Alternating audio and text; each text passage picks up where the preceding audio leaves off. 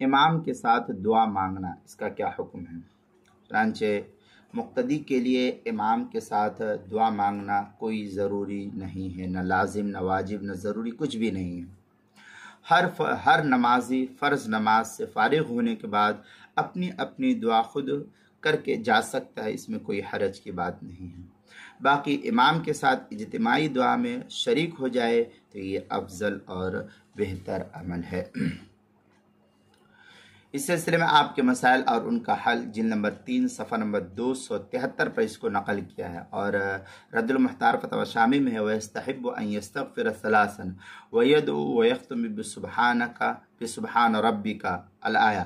یہ کیا نام ہے، رد المحتار فتاوی شامی جلد نمبر 1 صفحہ نمبر 530، فصل فی بیان تعلیف الصلاۃ مطلب حل یفارقہ الملکان، جو HM سعید کراچی پاکستان کا چھپا ہوا نسخہ اس کے اندر۔ اور مجموع الزوائد میں ہے ان حبیب بن مسلمہ وکان مستجابا انہ امر علی جیشی فدع رب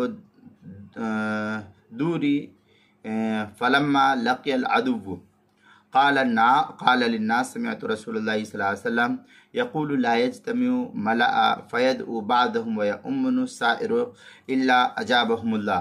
یہ مجموع الزوائد کتاب الادعیہ باب التامین علی الدعاء جلد نمبر 10 صفحہ نمبر 110 پر اس کو نقل کیا، جو دارالکتاب العربی بیروت کا چھپا ہوا نسخہ ہے اس کے اندر۔